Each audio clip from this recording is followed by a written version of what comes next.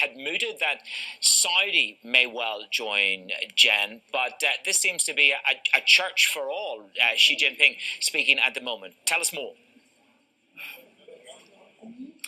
Yeah, Manus, and I know you and I both spoke to Jim O'Neill the other day, who said Saudi would be a pretty big deal if it was added to the bloc. And what we just heard, the leaders are still speaking upstairs right now, is that it's not just going to be Saudi, as you mentioned, or the UAE. It's 6 countries, and it went from 4 to 6 countries overnight. So what we heard, it's Ethiopia, Iran, the United Arab Emirates, Saudi Arabia, Indonesia, and Egypt, all being added to the Brics bloc.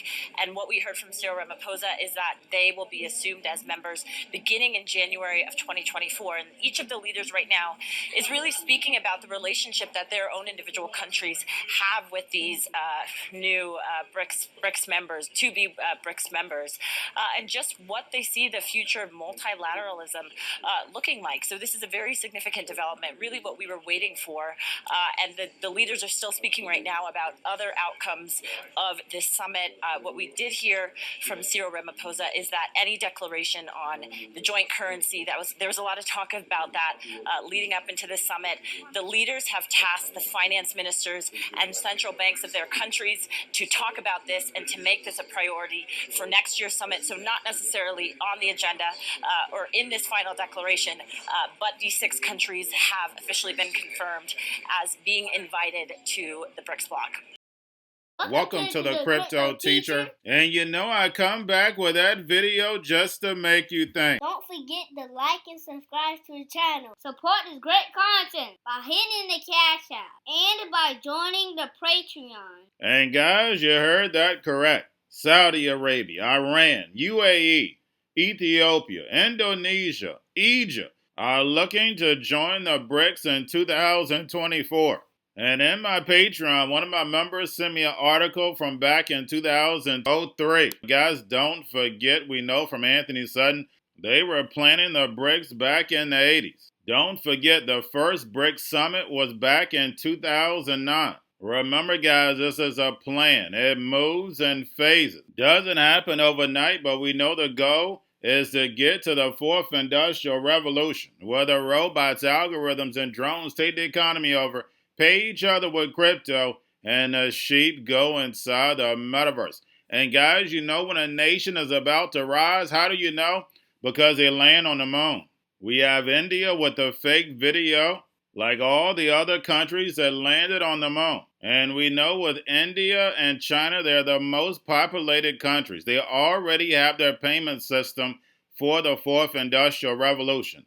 Remember, they didn't have credit cards. They were dealing with cash, so it was easier to get them over. And then plus, they don't have the freedoms that we have in the West. And that's the reason why the 4th industrial revolution is rising in the emerging markets. They don't know any better. We know the NWO wants total control, and the privacy is out the window. And that's the reason why WorldCoin is coming up.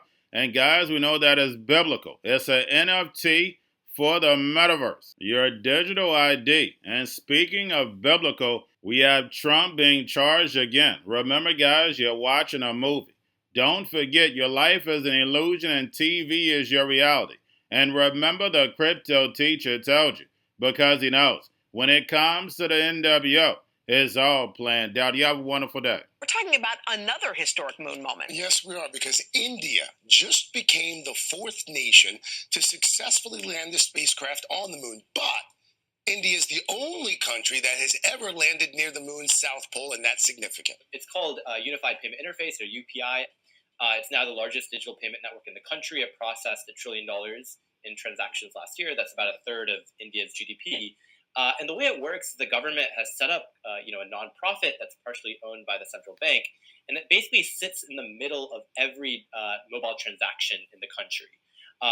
So there are a lot of banks, a lot of fintech wallets in India, just like other countries. But what they've done is they made them all talk to each other. Is WorldCoin. What it's trying to do is have a validated identity for every person in the world to connect your identity to an address on the blockchain. It's an NFT that's attached to you. Well, one, what government's going to do it? Are we going to elect a centralized government authority? No, governments don't get along. And so what that means then is, okay, then are we going to have private business do that? And that's the issue there, is that we do have people that are founders of WorldCoin, that are business people. People have invested, and the rest of the world says, hey, well, why are we picking this company to be our intermediary? And so that's where the value decentralization is critical and security is critical. Interfere with an election. There's never been anything like it in our country before. This is their way of campaigning. And this is one instance, but you have 3 other instances. It's election interference. So I want to thank you for being here. We did nothing wrong at all. And we have every right, every single right, to challenge an election that we think is dishonest, that we think it's very dishonest. So thank you all very much, and I'll see you very soon. Thank you very much. Going to a different economy, and we're going to be learning more about that as we go. But clearly, we're learning that things can be done from remote locations. We're learning that technology can replace people even more than we thought. We're not going back to the same economy. We're recovering, but to a different economy, and it'll be one that is more leveraged to technology. And I worry that that is going to make it even more difficult than it was for many workers. In Silicon Valley, and my friends who work in technology know that what we did to the manufacturing workers, we are now going to do to the retail workers, the call center workers, the fast food workers, the truck drivers, and then even bookkeepers, accountants, insurance agents, lawyers, and on through the economy. So what happened to the manufacturing workers is a very clear sign. And so we'll import Chinese-based CBDC technology. So it's going to be CBDC in a box provided to you by the People's Bank of China. But every stock, every bond, every currency, every commodity, every piece of art, every private business, every piece of real estate will eventually be a token on a blockchain, an entry on a ledger, permanent and immutable. We will have truth instead of trust, and we will save over $7 trillion a year. 6 to 8% of global GDP is wasted by the friction of the trust industry that's necessary when you have dual entry accounting. With triple entry accounting, which is what a blockchain is, we get rid of all of that friction. It's a beautiful future. Like what you see in China and their social credit scoring systems, right? If we get identity wrong, it could be a tool to enslave humanity. And if we get it right, it could be a tool to liberate humanity. And as an American, I'm obviously rooting for the one that's on the side of freedom. Bitcoin is an international asset. And also, I do believe the role of crypto is, it's digitizing gold. I actually believe this technology is going to be very important. Look at it. We have been part of the huge revolution in investing through ETFs. We believe that ETFs will be changing the whole way we invest. Many people still use it as a means, people are investing it for indexing. No, the majority of people who are putting money in in ETFs are active investors that are buying exposure. The entire bond market is being transformed as we talk right now. I believe the next generation for markets, the next generation for securities will be tokenization of securities. And if we could have that distributed ledger that we know every beneficial owner, every beneficial seller, we all have our code of who's buying, who's selling, instantaneous settlement. And think about it, it changes the whole ecosystem. Cryptoteacher and the New World Order book, plus the 3 kids books. It's time to re-educate. Also, new to cryptos, Coinbase, Bitrue, Binance. Do not forget book links and crypto links are in the description. The stock channel, guys. Don't forget to go like, subscribe, spread everywhere. You have your Kobo, your chip stocks, your banking, your gaming. While everybody's sitting at home, get on stocks, the Seaver, the biotech stocks. And while everybody's at home wishing, they were still getting that free money. What are they doing? Drinking and smoking weed. Don't forget about those stocks, and you have a wonderful day. The most powerful person in the world is the storyteller. The storyteller sets the vision, values, and agenda of an entire generation to come. Steve Jobs.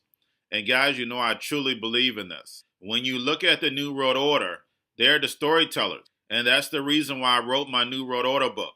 But guys, now it's time to change the current generation. And I wrote 3 kids books. I love the Trinity because I understand the power that's in it. So I have 3 books. We have an opportunity to change the generation, to educate not just me, but I want to show you that I take action on a daily basis. And I want you to take action on a daily basis. Whether it's your job, whether it's in your community, we have an opportunity right now to educate the masses. I posted this on my Twitter account. Please share, but this is a short clip of the 3 books. There's going to be a clothing line and action figures. Please get these books for your kids, nephews, cousins, friends, so therefore we can start the re-education now.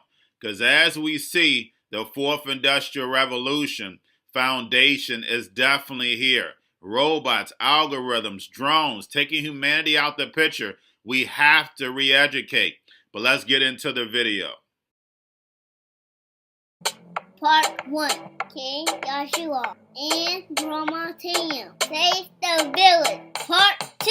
King Joshua and Grandma Tam save New York from COVID-33. Part 3. King Joshua and Grandma Tam goes to China.